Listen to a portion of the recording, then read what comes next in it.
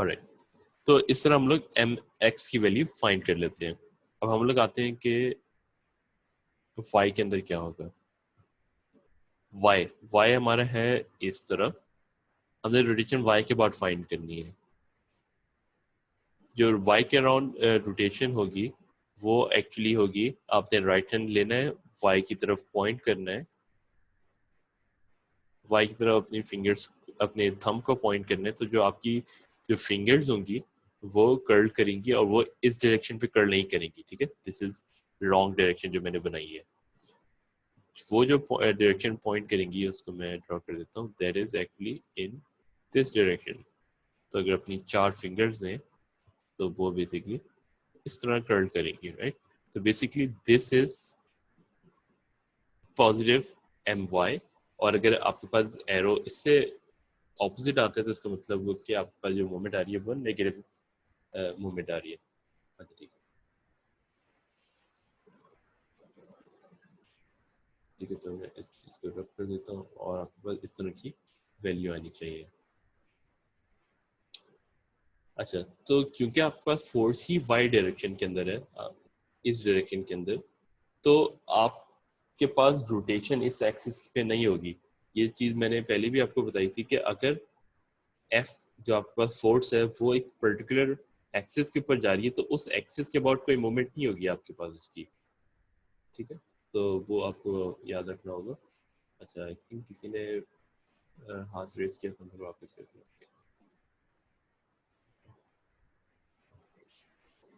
ठीक है, तो इसका मतलब ये है कि आपके पास वाई के अंदर कोई भी मूवमेंट नहीं होगी।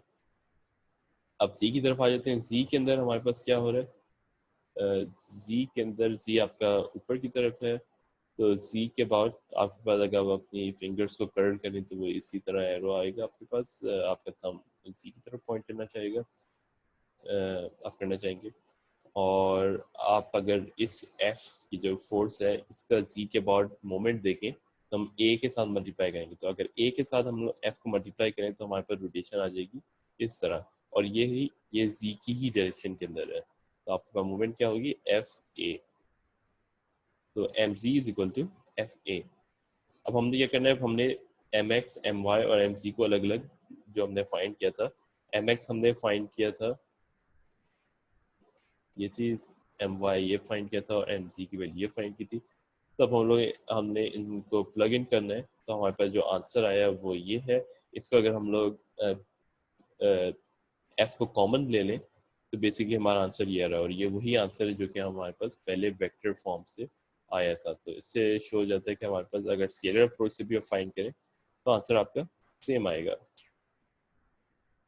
अच्छा, फिर वेक्टर्स थ्योरम है कि अगर आपने 3D के अंदर वेक्टर्स थ्योरम लगाना है तो वो किस तरह लगाएंगे। वो बेसिकली होगा कि आप इंडिविजुअल जो हमारे फोर्सेस हैं उनका मोमेंट फाइंड करेंगे, वो आपकी टोटल मोमेंट जो आप इन तीनों का जब रिजल्टेंट बनता है, अगर रिजल्टेंट लेट्स से आपका रिजल्टेंट ये आ रहा है तो ये रिजल्टेंट का जो मोमेंट ओ पे होगा, इन तीनों का इंडिविजुअल सम ऑफ मोमेंट्स भी ओ के बाद उतना ही आएगा।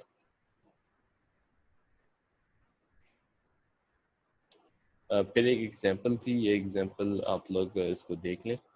ब्रीफली मैं आपको बता देता हूँ। अगर आपके पास आपने करना है क्या इसके अंदर, आपने मोमेंट फाइंड करना है ओ के अबाउट इस टेंशन का, और ये जो टेंशन होगी ये किस तरफ एक्ट कर रही होगी, ये ए से अवे एक्ट कर रही होगी।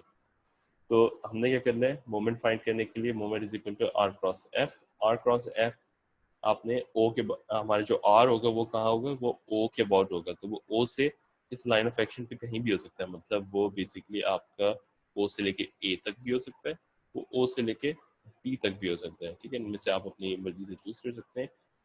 जो एफ वेक्टर होगा वो किस तरह हमने फाइंड करना है, वो हम लोग यूजिंग, जैसे हमने अभी F is equal to F N के तौर पे फाइंड किया। एन हमारे पास ए बी होगा, तो A B vector divided by its magnitude will give you N vector, और एन को आप एफ के साथ मल्टीप्लाई कर लेंगे। एफ की वैल्यू क्या है, एफ की वैल्यू बेसिकली ये है।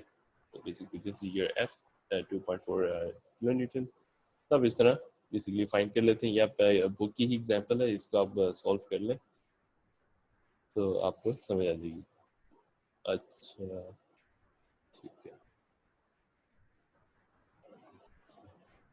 ठीक है, तो अब यहाँ हमने कंप्लीट कर लिया। अब आपकी जो भी क्वेश्चंस हैं वो मैं दे देता हूँ।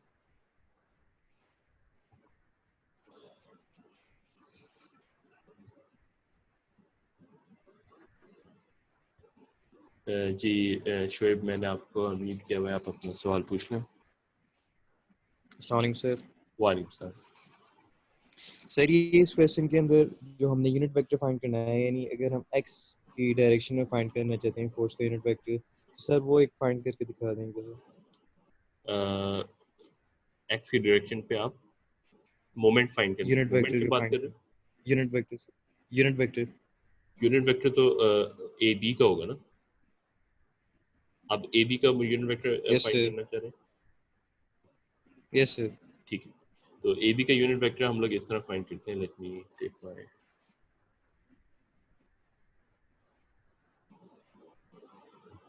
नहीं, अटेंडेंस मार्क फिर से करने की जरूरत नहीं है। इधर है हमारा एनोटेशंस। ठीक है, तो यूनिट वेक्टर हम इस तरह फाइंड करेंगे कि हम पहले लेंगे कि पॉइंट ए के कोऑर्डिनेट्स क्या है। तो पॉइंट ए के कोऑर्डिनेट्स क्या होंगे, हम ओ से मेजर कर रहे हैं, राइट? तो ओ से एक्स डायरेक्शन पे हमारे पास क्या है, एक्स डायरेक्शन पे हमारे पास ये वाला डिस्टेंस है विच इज 1.6। वाई डायरेक्शन इस तरफ है, और हम लोग जो ए है वो वाई डायरेक्शन पे, उसका कोई भी वैल्यू नहीं है, राइट? क्योंकि वो एक्स एक्सिस के ऊपर एक्स वाई प्लेन के अंदर है, तो वाई के अंदर हमारे पास 0 है, और z के अंदर हमारे पास ये वाला डिस्टेंस है 2। तो आपके पास ये कोऑर्डिनेट्स आ गए a के। फिर इसी तरह आपने b के कोऑर्डिनेट्स मेंशन करने हैं। b के कोऑर्डिनेट्स मैं इस तरह लिख लेता हूँ। b के कोऑर्डिनेट्स क्या होंगे, x के अंदर हमने कितना ट्रेवल किया, 1.6 प्लस 0.8, ये जो आपके पास ये वाला डिस्टेंस आ रहा है। तो 1.6 प्लस 0.8 करें तो आपके पास 2.4 आएगा। y के अंदर हमने कितना किया, y के अंदर 1.5 डिस्टेंस ट्रेवल किया हमने, और z के अंदर हमने 0 किया, क्योंकि हम देख सकते हैं कि ये एक्स वाई प्लेन के अंदर अप्लाई कर रहे हैं। तो बेसिकली हमारे पास ये वाला आंसर आ गया। अली का सवाल है, वो भी पूछ लेते हैं साथ साथ। सर मैंने आपसे पूछना था कि ये जो आप जिस मेथड से आप करवा रहे थे अभी, ये इसके अलावा और भी कोई मेथड है? एक सेकंड।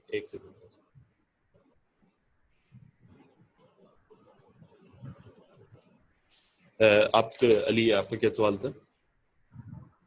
मैंने पूछा कि ये सर जो आप मेथड जिस मेथड से भी आप सॉल्व करवा रहे थे क्वेश्चन, जी, इसके अलावा और भी कोई मेथड है?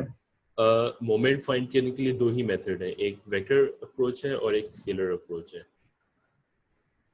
बस ये दो मेथड है? बस ये दो मेथड है जी। सही हो गया सर। सर दूसरा ठीक। सर, आपको मैंने बताया था मेरी अटेंडेंस का इशू, एक एब्सेंट लगी हुई थी, हालांकि आपके जो उसमें मैंने सारी क्लासेस ली हैं आपकी, और दूसरा उसमें भी जो आपकी नहीं थी सर, जी जी, वो मैंने जो देख लिया था, वो आपने मैं कोऑर्डिनेटर से मैंने आप लोगों की अटेंडेंस मंगवा ली थी। मैं उसको चेक कर लेता हूँ, तो अगर उसके अंदर कोई इश्यूज है मैं चेक कर लूँगा उसको। ठीक हो गया सर। ठीक है, ठीक।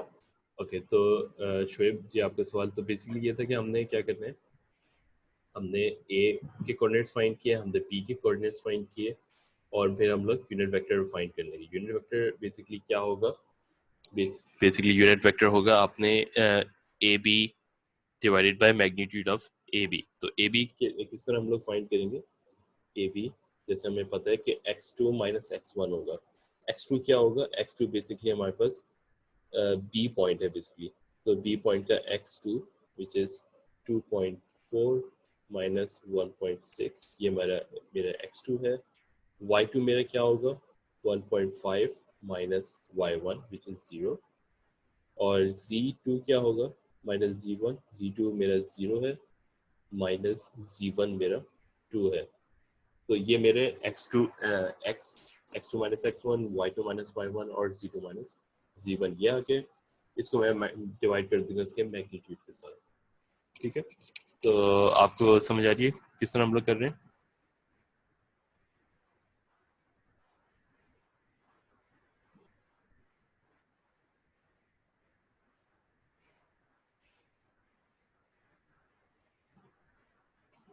ठीक है, तो बेसिकली इस तरह हम लोग यूनिट वेक्टर फाइंड करेंगे। ओके